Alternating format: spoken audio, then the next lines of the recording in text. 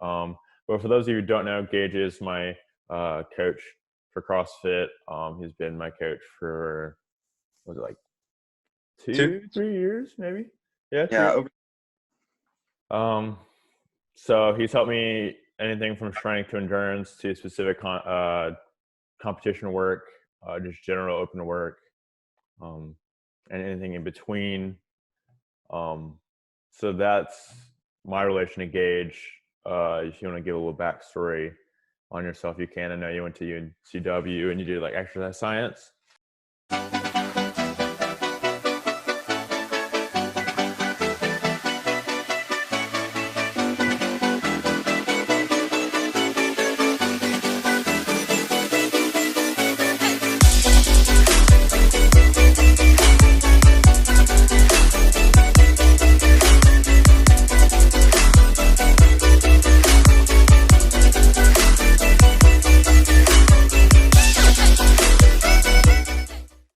Yeah, I went to UNCW, graduated with a degree in exercise science. I've been coaching CrossFit since May of 2015. So, Mm-hmm. wow. So almost 5 years. And I've probably had personal training clients since 2016, and that includes the programming and everything. So probably going on 4 years now, just having clients. And again, yeah, I've been working with Jack for 2 years. Sweet. Yeah. So how does it typically change with people when you're like, I mean, I think it would if you're doing programming for a competition athlete versus one like maybe an older person just trying to get mobility down. Like, is that a big change that you have with clients, or do you have a lot more clients who are younger, or just how Yeah. you manage all that different? Yeah, I've been blessed to have a wide variety of clients. People that come from a lot of different backgrounds, and then there's people like Jack, which are fewer than probably the majority of the people that I work with, as to where Jack's competitive. And what usually, I mean, it is, and you'll hear me refer to GPP a lot, which is general physical preparedness. Mm-hmm.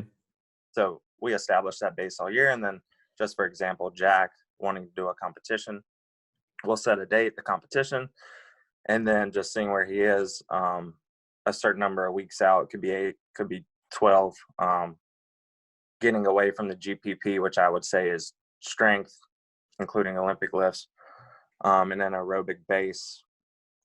Some CrossFit, you could almost not even refer to it as CrossFit, but people will. But then again, once that week hits and say we're 8 weeks out, then boom, we're doing CrossFit, we're doing Metcon, something in the style, at least 2 to 3 times a week of what you'll see in the competition. So that's the competitive side. Mm-hmm. But then just general physical preparedness. So say I have an older client who just, there's health conscious and there's health competition, and the majority of people are health conscious, and they just want to live healthier, longer, feel better throughout the day. And that is, I don't want to say less specific, but it's not for a competition. It's very broad.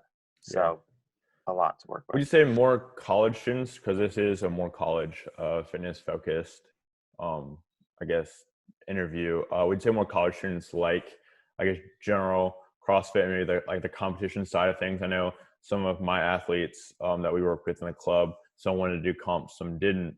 But I guess when you're programming, I guess, people who are younger, do they tend to get more of a stimulus through those harder workouts, or what do you think about that? Yeah, I think, and then, I mean, we're all guilty of this and it's going to happen, but we're so excited about, competing in CrossFit that we want to get right to the competition when we lack some of the foundational skills. Let's just say, for example, strict handstand push-ups, right? Mm-hmm. So I have a lot of athletes who want to do a competition, but they lack these skills. So if I'm working with because they're young, right? So they probably haven't been, and I say young as in college. I mean, obviously you're not young. You want to do a competition, but you don't have the skill. So we need to spend more time out of a competition phase and more time in a foundational phase where you're building your capacity for that skill, being able to do the skill. And the same thing goes with the strength, because strength is probably the hardest thing to get. And then along with, your gymnastic skills. Does that answer the question? Yeah, that's perfect. So when you're saying strength and let's say endurance or gymnastics, those are key points of CrossFit and preparing for a competition. I know a lot of people are saying you can't build strength and endurance at the same time. I think I did that pretty well recently with some of the competition I've been prepping for and trying to build my squatting up for sure. So do you think you can, or what are your thoughts on building strength and all of that combined? Obviously, you'll probably leave some things out because that's just how CrossFit is, and you tend to work on some things, then some things you don't do forever, and you're like, wow, that was a normal movement. I just haven't done it forever. Yeah. So going back to what I guess was referring to as the general physical preparedness, we'll call that a phase, and then competition phase. But that GPP is where, CrossFit is limited, but you're doing a lot of strength stuff and you're doing monostructural aerobic work. So you are experiencing the strength gains and the aerobic benefits. Let's just say, like, for example, I have a day where I'm doing upper body pushing and pulling, absolutely no CrossFit. Let's just say strict press, strict pull-ups. And then I go and I run 3 miles, one slower than a 5K pace, rest 90 seconds, one at a 5K pace, rest 90 seconds, one faster than a 5K pace, right? I'm not doing CrossFit. I'm not bashing my joints. Like, my body feels good. It's very specific. I'm upper body pushing, pulling, and then I'm running. My body feels good. I'm getting stronger and my aerobic capacity is increasing. And that's going to transfer to the CrossFit and stuff just from the pushing and pulling, like muscle ups are going to feel better. And that's just an upper body example. Cool. So yeah, I think you can. Yeah. Get Yeah. your Cool. endurance. That is CrossFit. So I guess you would say your major definitely has an effect on how you coach compared to some other people. Let's say like me being a coach, I did marketing and entrepreneurship as a major, but I got my level 1. I would definitely think, since you majored in it, you have a lot more knowledge on just joint structure and muscle groups, and also how does that, I guess, directly affect you coaching more than, let's say, someone who's a little bit less versed in that space? Yeah. So I think just through an exercise science program, a lot of the focus is on anatomy and physiology, and you hear people talk about that, as opposed, we can just say you, for example, where you go marketing and business, you're not going to take anatomy and physiology. So it's up to you to learn on your own, which is great, and learn from other people, and also do that as well. But I think just understanding the importance of balance. So as if I'm coming from this perspective where I have a degree and I have an athlete doing like some excessive pushing volume, I know at the end that they need to do some pulling, even if it's light, even if it's just like doing Y's or banded face pulls, like and for example, just decreasing the risk of an imbalance. And I think it all comes to balance, because if you sit down and look at a program, you need to be pulling as much as you're pushing. And I think a lot of CrossFit leaves out that aspect. And it could be due to a lack of the machines we have available in CrossFit facilities, but you can be, intuitive enough to like set up a banded hamstring curl and work stuff like that. So I would just say, from the exercise science perspective, I realized like small hinges move big doors, and although some stuff is boring, it's perhaps the most critical. Sweet. That's awesome. So we can talk about a little bit coaching individual versus class too. So I know you're obviously my coach, but you coach a lot of, let's say, a 5:30 class or a lot bigger classes we have. What are the biggest differences you see in coaching the two? Obviously, there's a few that's in that, and the amount of people, and I think energy and self-motivation are big key points there too. Name a few others that you know in coaching the difference. Yeah, you definitely hit it. And then I think going back to the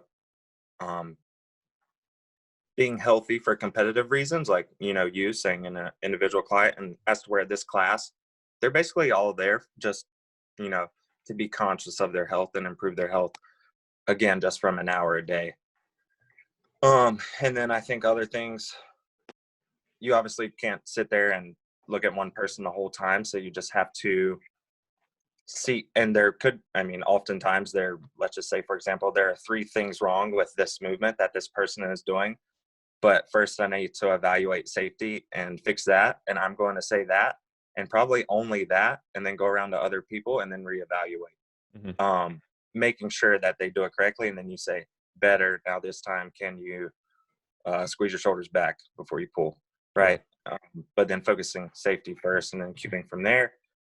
And then energy, this is like why coaching classes is so fun, because you get to control the whole vibe, and energy from the class is essentially in your hands, and it's your responsibility to, again, make that the best hour of their day, and they're getting healthier, and they're not really even realizing it because they're having so much fun. That's where an individual athlete, like, cool, we can have fun. This is fun because you love it, but you need to buckle down and yeah. I mean, it's all like interior motivation. It's all like exactly. and stuff at that point. So I know for me it's definitely hard, because I definitely want to do class occasionally, just compete with people. It's fun. But just do leaderboarding, But some of the other stuff I just did handstand push-ups the other day. I don't want to do them again today. It's so many. My arms are trash. I just want to do class. Blah blah blah. But I know a lot of what comes to play in college students is their schedule, and that they manage a lot. So they do a lot of schoolwork. They manage time between classes and working out and food. So what do you think, I guess, is good for college students to schedule when it comes to working out? I know a lot of what I enjoy when doing comp prep.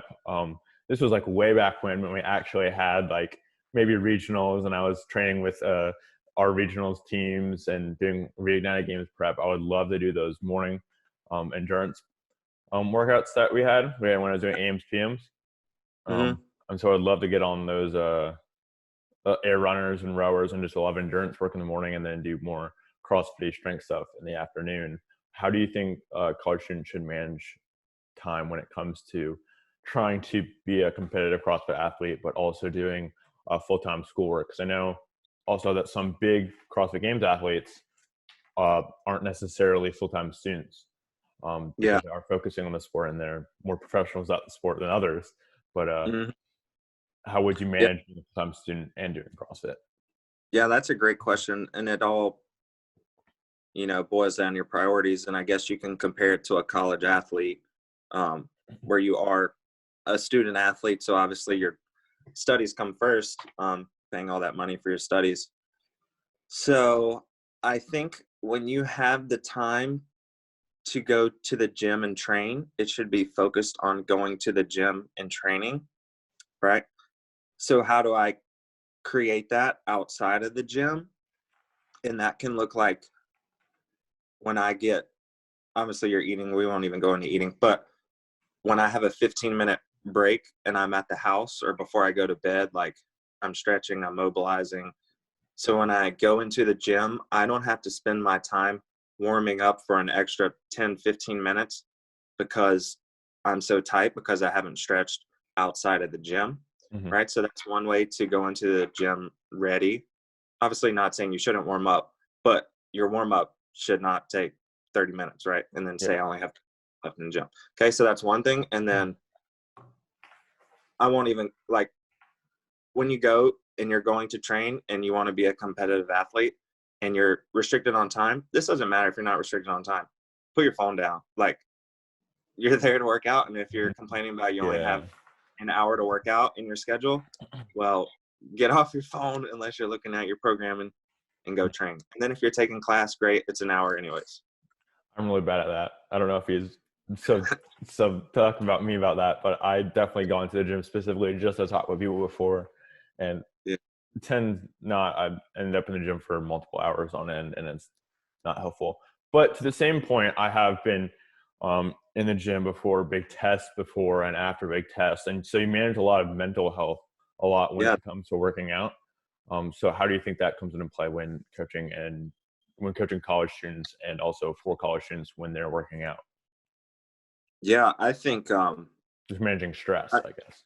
yeah, you obviously experience, I mean, that's why we all love it, at least for one reason, it are the endorphins we feel um after the exercise. And it's almost like I don't like using the word suffer, but the let's just say the harder you go in your workout, like the better you're going to feel for the rest of the day, and the easier not only your day is going to be, but the rest of your life is going to be, Mhm. because you just put yourself through something that was that difficult.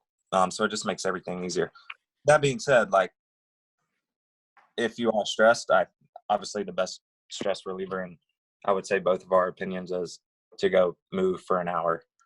Um, and a lot of people, myself included, like without it, I would just be ill all the time. And I think people need to realize, and it's just self care. Like when you're getting to your breaking point, um, go move Mhm. for an hour. I think it'll Yeah. be very beneficial. Mhm. So there's a lot of more of college CrossFit competitions coming up. I know there's a Collegiate CrossFit Championship that we competed in last year as a team that I think it was 9 other teams were in, and then now there's the USA Functional Fitness College Championship that the qualifier is going on now, and it's in September. So there are two differently formatted competitions from two different, um, I guess, organizations. I would put it. Um, how would you say is, I guess, the best way to focus on preparing for big competitions, just when it comes to training and you could say day of, day before, um, meal tactics. I know I hired a mental coach. That's not the word she wants me to use for it, but it's sports. She's also not a sports psychologist. She's a lessons family and like therapist, but she has a lot of background in sports knowledge too. So she came in to talk about the mental aspects behind working out, and it helped our team a lot. Just going into competition and just envisioning how it's going to play out. So, would you have any like rituals you do um, day of, day before, and or how do you prepare before competitions? Yeah. There's a lot in that question. So I think you kind of funnel down like, okay, this is like me off season relaxing, and then I get stricter as I go down to the competition. So just say like, I mean, you slowly start to clean things up just diet wise, and then how strict you are with your training, and like, am I skipping pieces that I know I need to be doing? So I think, the closer you get, the more focused you need to be, but I wouldn't get focused too early. Like you don't need to be 100% max focus 8 weeks out, because then just nervous system wise, you're going to burn out by the time you get to the competition, and you want to peak mentally at, the same time as you peak physically. And I don't think one of those happens without the other. Hmm. And then another thing I see, and I think is, I did this, when I initially started competing, I had no clue what I was doing, but you learn from it. Tapering your volume way too soon. So I think that, a competition is going to be a lot of volume. So you need to have that capacity. And I see a lot of people like, oh, I'll say, when's your competition? It's Saturday. And they'll say, it's next Saturday. So I'm going to train today, and then I'm not going to train for a week. Well, that's probably the worst thing you can do. Yeah.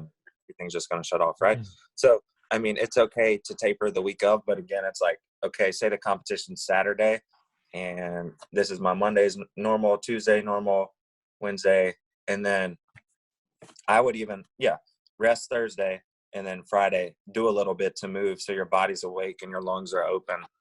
But I think, and again, that is a broad question, but just elaborating how I am, don't go into it cold. Like you should have some tension in your body, and you're going to perform a lot better than as to if you were to enter a competition and your body is like a noodle because you've Yeah. rested so. Yeah, I'd say I know what you programmed for us. So let's say you took, because we knew a lot of the workouts already too. So that's really helpful when you're going to a CrossFit competition, because sometimes you just don't know what's going on. But that's Yeah. CrossFit. But when you know what's going on, you can give us workouts that are, let's say, like a Tabata version of that. So you're giving us different ways that we can tackle that, which is different stimulus, but it's also working those same muscle groups and same movements. But so we can figure out what's going to feel like to hit that, what's going to feel like to hit that workout after you've already done this, after you've already done this.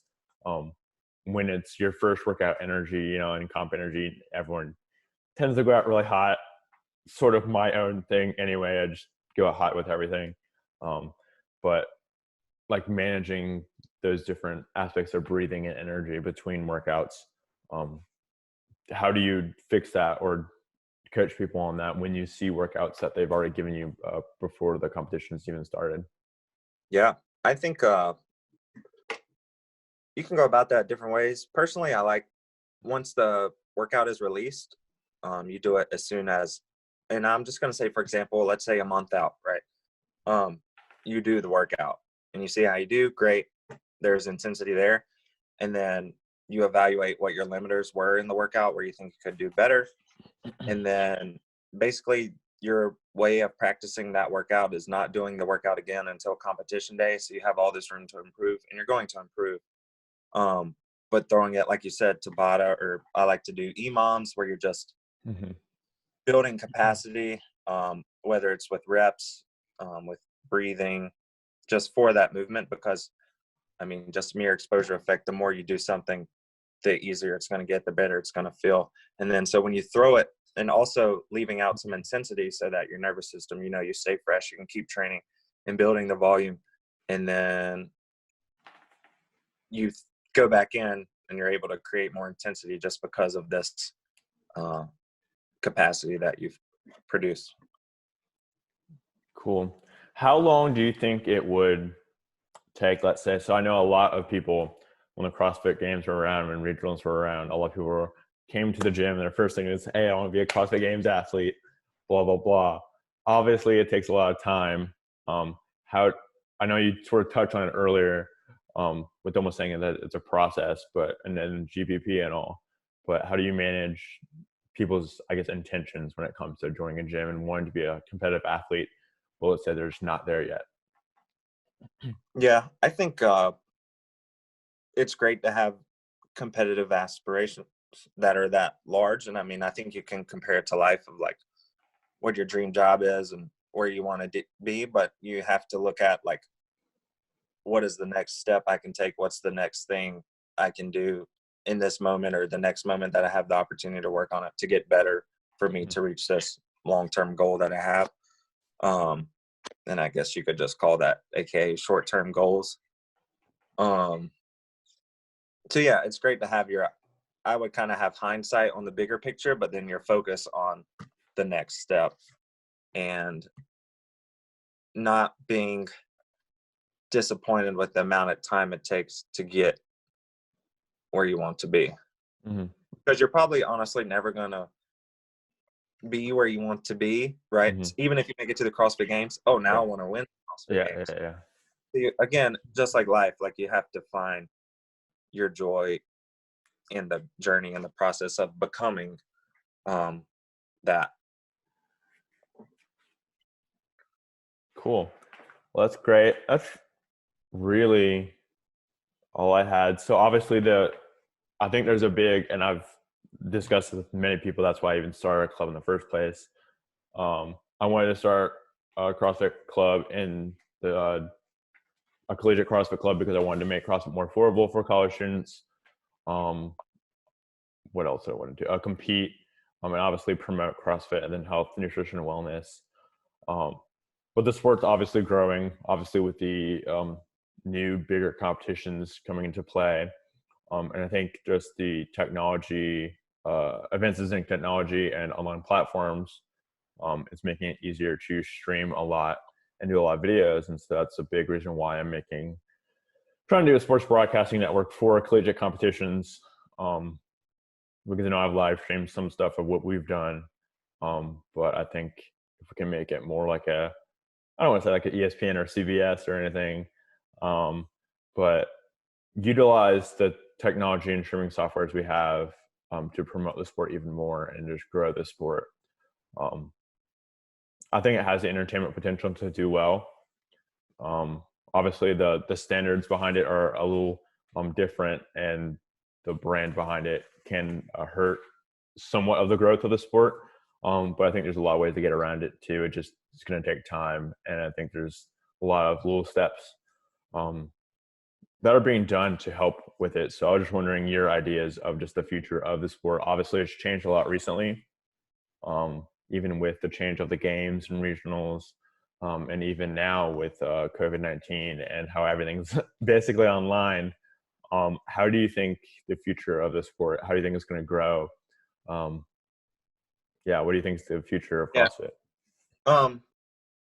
Well, you have to think it's what CrossFit's not even 20 years old. Mm-hmm. So it is a very young sport. And you have to look at, I guess, other sports, I don't know, say lacrosse, and like they're becoming and where it is now, just relatively new to the game. So it's young. That's all I'm trying to say. Mm-hmm. So, I mean, it'll be crazy to look where it is in 50 years, but it's growing, which is a good sign. And then I think that with sanctionals and all these different events that athletes are going to, bigger name athletes, it provides an opportunity for like what you want to do, broadcasting around CrossFit, because it's no longer just regionals and the games, which is, you know, a monopoly of CrossFit HQ. Now it gives opportunity to people like you, us, and then just for example, like the Buttery Bros, Mm-hmm. like how they took on some of the work for broadcasting Yeah. CrossFit over the year. And there's only gonna, I mean, this will be the first full year of sanctionals, and seeing how that plays out. So I think with more events, there's more opportunity, and yeah, I think that's one way that it'll grow, because that's just more that people will hear about the sport, because more people are going to them. They're more local, and they're bigger names there that aren't just going to one place. Yeah. Yeah, Awesome. so potential. Sweet. Well, that's really all the questions I had. Thanks so much for jumping on this call. Yeah, buddy. I know you've been a great coach to me. I'm just super excited to see where the sport's going. Make sure y'all subscribe and like. I'm just trying to make more content right now as much as I can. With this whole COVID-19 thing, obviously it's hard to even do any travel or go anywhere, film anything. So I'm just trying to get on more Zoom calls, interview people, and just spread the word, because that's what it takes. Heck yeah. Awesome. Thanks, Gage. Yeah, buddy. Stay safe. See ya. Peace.